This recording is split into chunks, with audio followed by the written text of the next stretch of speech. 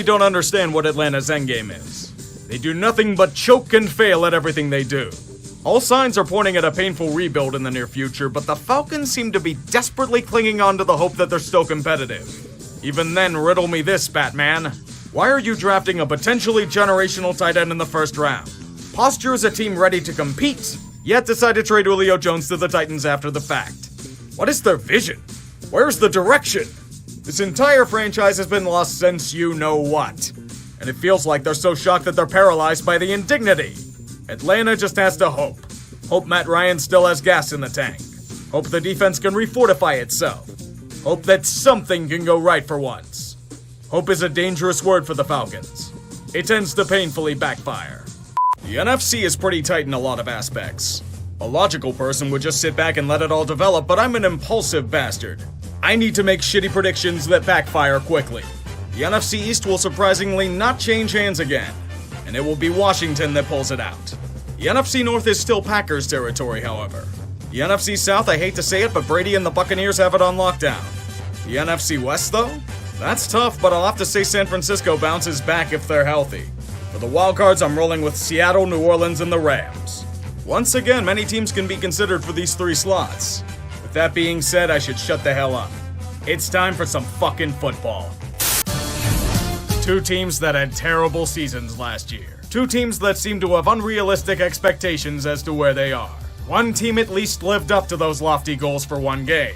The other just looked absolutely terrible. Philadelphia smacked around Atlanta like they were fighting one of the Paul brothers in a rigged match. If only it were that rigged. Every issue we've had about the Falcons emerged in some way or form. And it's not looking good with how competitive the NFC South looks this year. I hope you like the basement because you're probably staying there.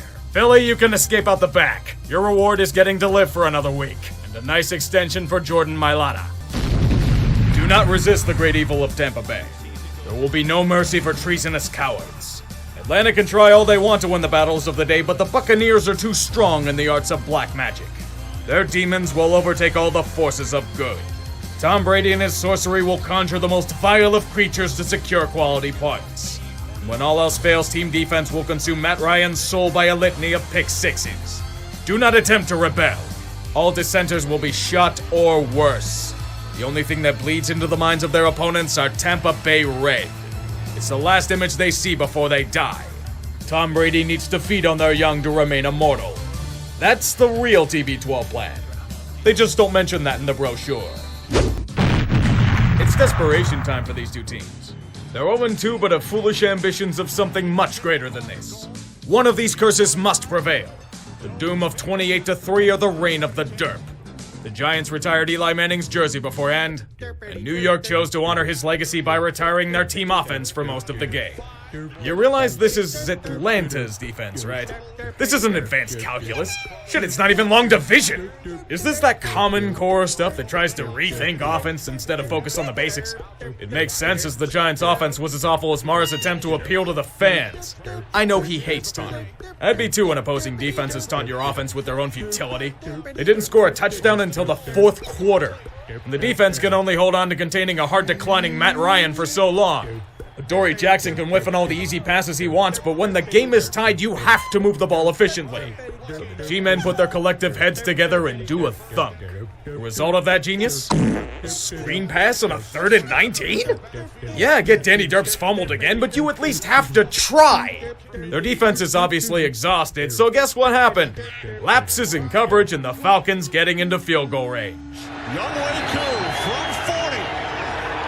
Kick.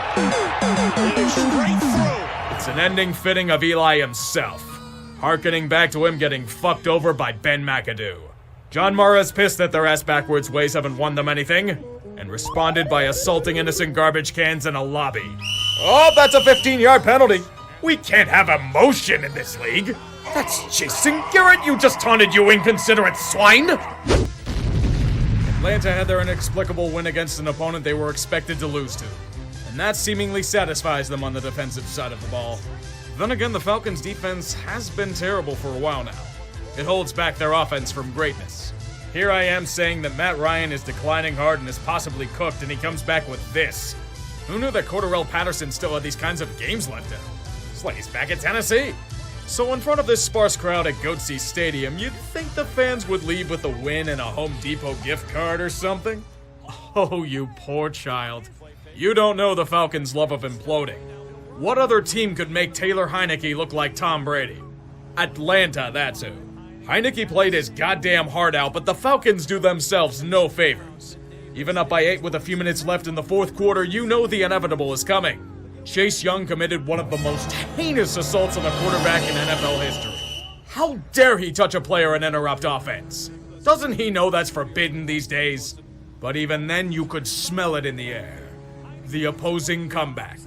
The collapse. The choke. Heineke all day to throw. Nobody open. Now McKissick pops free, and he found him. McKissick runs through the tackle, down the sideline. McKissick going airborne. I feel nothing. There's not a single fuck I have about another Falcon punch at home. Do you want me to pretend to be enamored by blowing an 88.2% chance of winning? That's amateur shit for Atlanta. This isn't failure. It's addiction to failure. This self-destructive behavior only helps your division rivals. Get help, Falcons. I beg of you. I expect nothing, and I'm still let down. The NFL wants to grow the game abroad, yet they outsource shit like this overseas. London is to the NFL what Mexico is to NAFTA. They take the menial jobs Americans apparently don't want. Why do you think they send the Jaguars over there every year? We saved Britain's ass in World War II. And they get to relive that hell by watching the New York Jets play football. I have an inkling that even Tottenham Hotspur could beat the Jets. They were as bad as London's smog. Brits are fans of dark humor, but this may be too morbid for even those chaps to handle. Atlanta looked like they were back in their Millennium Falcon days. Kyle Pitts was finally a god. And then they nearly went back to their choking days, but apparently English misery transcends that shit. The end result is a Falcon win and mindless consumption from the poor bastards that showed money for this. Hey, you Brits chuck James Corden and John Oliver on us, you can suffer through the Jets and Jags.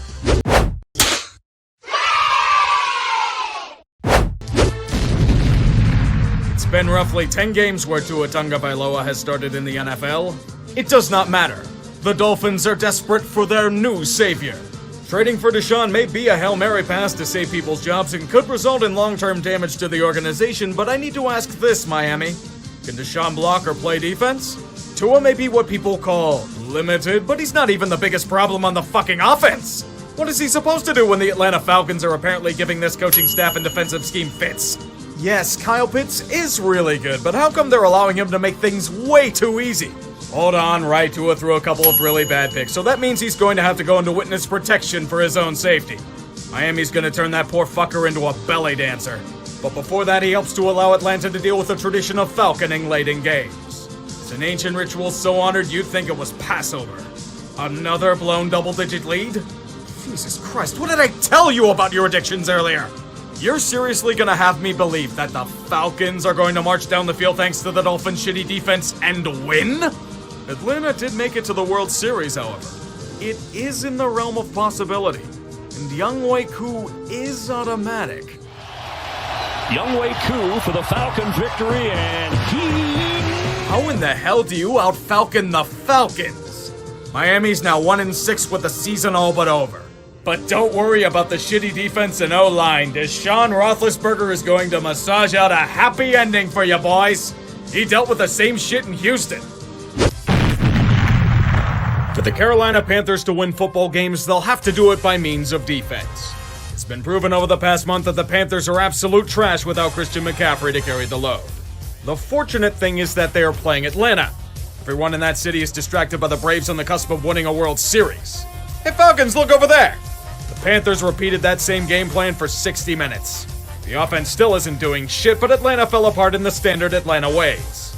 They gave their power to the baseball team to avenge them. I appreciate the giving spirit, but it's not good for winning football games, you know? Matt Ryan looked really damn out of sorts today. And with this loss, there goes any false hope Atlanta had. At least you have a good baseball team. This isn't the only loss Atlanta is going to be dealing with this week. Over the past few weeks, Calvin Ridley has taken a leave of absence due to mental health issues. This past week, with a message on social media, it's going to be indefinite. He'll be stepping away from the game for the time being. Whatever he's going through or dealing with, I hope he finds peace away from football. Take care of your mentals, kids. If you try to push through mental issues, it usually doesn't end well. You eventually end up breaking down and either burning out or falling into dangerous vices. The thing's even worse than that. I am obviously not speaking from personal experience whatsoever. Take all the time you need, Calvin. We'll be here if you choose to return eventually. The city of Atlanta is riding high after ending their failure narratives and winning a World Series. The joys they're experiencing right now are second to none. You know how I get to be an asshole in this situation? I mentioned that Atlanta is still cursed with the Falcons. We've tried to help them. We've done everything to get them to stop their crippling choking addiction, but they regress back to that deadly vice.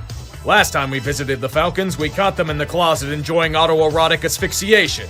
Do you want me to applaud them for getting out to a 23-6 lead against their rival? Do you know what team you're watching? They blow these kinds of games away in their sleep. It's become a routine formula.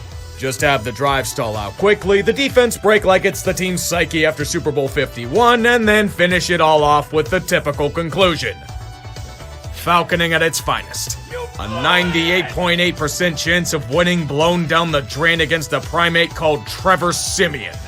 I hate this goddamn team so much. I really... Ryan on first down. It is caught by Patterson. They... rallied? The offense didn't crumble like usual on the final drive? Dear God, the Atlanta curse might really be vanquished. Young Wei-Koo is choke-proof, blowing an easily winnable game to reach a new echelon thanks to shitty secondary play. Sainting at its finest. There's nothing like dunking on the Dallas Cowboys for losing in terrible fashion. It's a week-long celebration for all of us. Except for when they realize they have incredible talent. Then we simply hope everything implodes, but were you not paying attention during the last segment? The football world cannot have anything wholesome. Quite a good win for them last week, right? Coming back after blowing yet another lead by not shitting it on offense? They must have used all of their power on that comeback drive.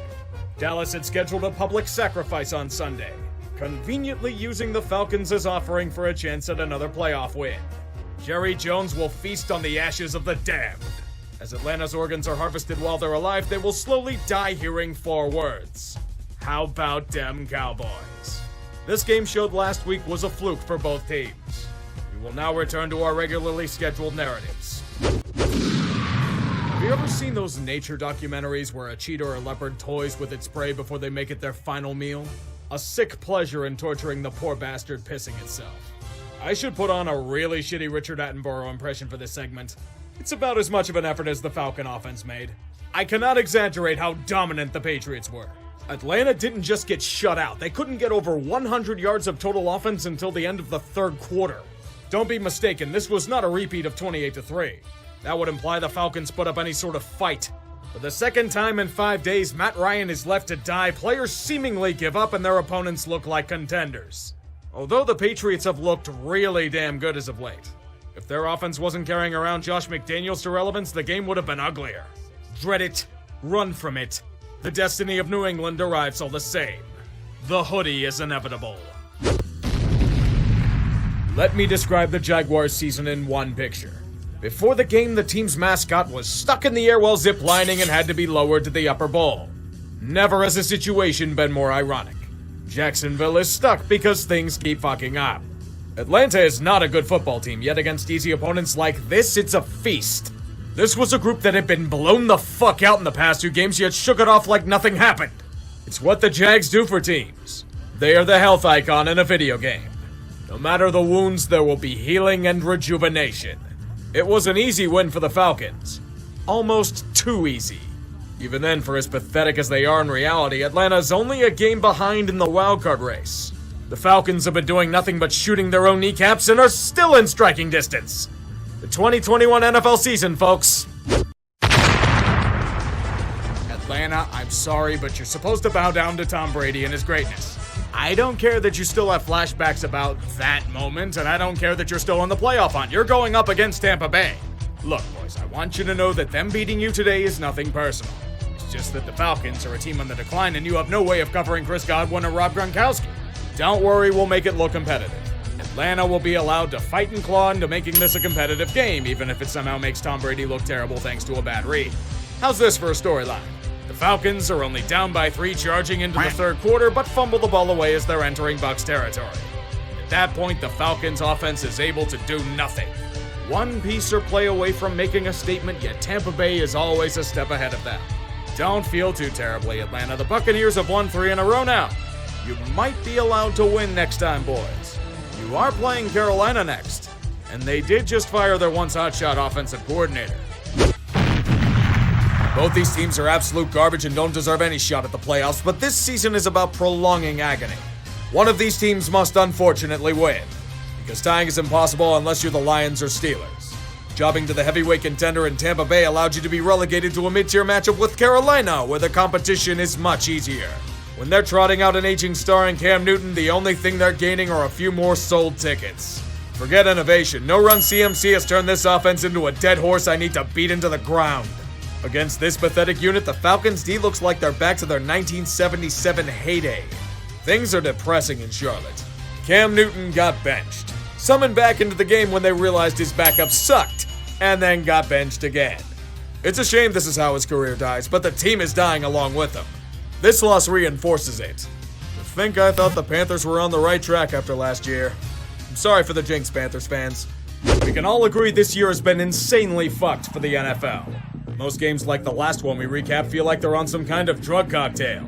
It's exhausting to follow this league some weeks. The only benefit is in memes fresh out of the oven. You thought it couldn't get worse. An old friend has reemerged onto the scene. Corona-chan is back from her lengthy vacation and wreaking havoc on every sports league throughout America. The NFL has felt her wrath hard. You may have noticed all the coughing last week. It was for good reason. Over 150 cases in the league over a 5-day span. It's not Pokemon to catch. Coronavirus is running a train throughout multiple organizations. Cleveland and the Rams have over 25 players in COVID protocol. Washington has over 20. Other teams like the Bears, Texans, and Lions are getting wrecked as well.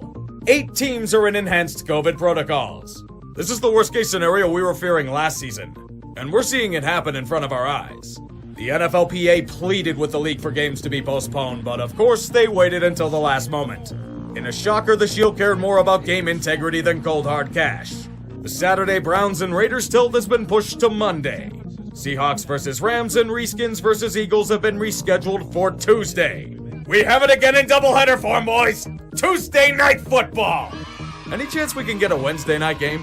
For all the glorious memes?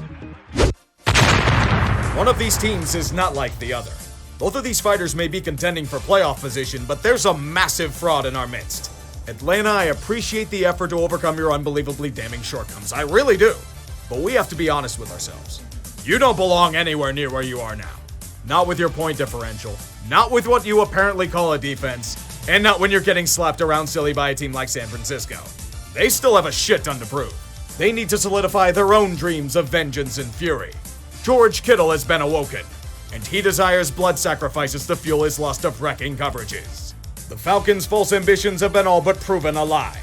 Despite everything they try to do, there is nothing that can counter 49er magic, and further solidifies their claim to January football. Don't sleep on them yet. They might be getting hot at the right time. Their opponents should be careful moving forward. Atlanta has been riding on the edge all season. A year of begging to be put out of their misery simply will not end. Their anguish must endure for longer. Look at how enthusiastic Falcons fans are to see this torture for themselves. The team has no expectations whatsoever, but we all want to see the Lions win. The Falcons have had their chances to choke away repeatedly. The NFL desires new heroes who will inevitably fall short. Jared Goff is unfortunately out with COVID, so it'll have to be done with Aaron Rodgers' former water boy Tim Boyle. The kind of games that are usually forgotten have a lot on the line for both teams. Job security, new contracts, and team pride. There's a reason why both teams are still giving everything they've got. It's an audition for next season. With this in mind, both teams are in a tight contest. Atlanta has a slim lead into the second half, but Detroit has always been keen on playing spoiler. A 7-point lead isn't too intimidating, but Atlanta stuffs them at the goal line and must settle for a field goal. But do you know what the Falcons do in these situations? It's a classic as old as time itself. Failure ad infinitum. Atlanta is bowing to their old stereotypes of choking everything away. And all we need to do is watch the final chapter in action. Probably, as you said, end zone shots from the 9-yard line. Reynolds or Amon-Ra St. Brown. And it's intercepted! Oh, come on. Nobody wanted Atlanta to win. Not even Falcons fans. Great, you're still a game behind for the right to have your asses kicked in the wildcard because Tim Boyle forced an awful pass into triple coverage. Who do you think you're playing against, man? Minnesota? Atlanta's not dead, but as I said, the anguish must linger on. Atlanta, stop pretending you're relevant. We know how this ends, boys. You try to posture like you're above your station in life and fall face first into a vat of acid. I get you're playing with house money, I don't care. This is what the Falcons do, despite somehow going 7-2 in one-score games this season.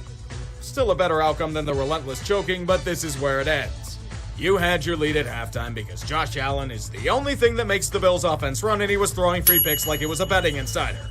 And that's good enough for Atlanta. In the second half, Buffalo realized that they need this game for their own dreams and outsprint old Falcon to the finish line. I'm not dismissing Atlanta outright. There were a few times where they got close to scoring, but isn't that the story of this damn franchise? Letting prime chances slip through their grasp against all odds?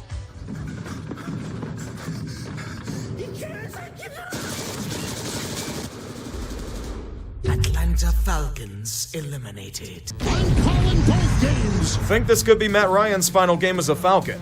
All I can think is that he should have a ring, if not for Kyle Shanahan's arrogance and a choke for the ages. What a way to honor his legacy in Atlanta than with another painful reminder that the Falcons are doomed to failure. Let us consider the following. Taysom Hill was forced out of this game early due to a Lisfranc injury. Poor bastard might lose his scrambling ability as a result. Poor bastards in attendance will have to suffer through Trevor Siemian. In a testament to their futility, he dominates against what's left of the Falcons' defense at this point. It's not much of a contest. The Saints do what they need to do and stay alive thanks to picking apart their rival with divine intervention. But even then, they cannot control their own destiny. They must wait for the Rams to do their part and finish the job. This has been a season. So many twists and turns that it's hard to conceive with the naked eye. If you were looking at this year seriously, it was absolutely exhausting. But do you know the true bounty to cherish? The memes. It was fucking gold for this economy. Thanks to incredible collapses, fantastic comebacks, Urban Meyer's coaching tenure, and whatever the fuck Antonio Brown did in the Jets game. Their record is relatively deceiving. The Falcons were a weak franchise that got butt-fucked in most of their losses, to the sheer horror of anyone who bothered to watch. Yet for some strange reason, this team felt different than past vintages of choke. Instead of randomly blowing close games, they'd find ways to win them. There were 7-2 in one-score games at one point. Even if it was against bad opponents, that doesn't happen without a legitimate reason behind it. Perhaps the regime change is leading them in the right direction. But there's no denying that Atlanta overachieved. I'd rather see that than the standard fare, but what's the plan moving forward? Will Matt Ryan be willing to tolerate a rebuild at this stage of his career? Especially considering what happened to Matthew Stafford once he left Detroit? What about Calvin Ridley? Does he come back or is he going to move on with his life? They don't have the cap space to reload. They're already over for next year. I wonder with a fresh set of eyes if the Falcons finally begin to clean up the mess left after 28-3. They've ignored it for far too long. How they go from here, however, is up to them to decide. Atlanta can't go back. There's nothing there. Just the charred ashes of the past.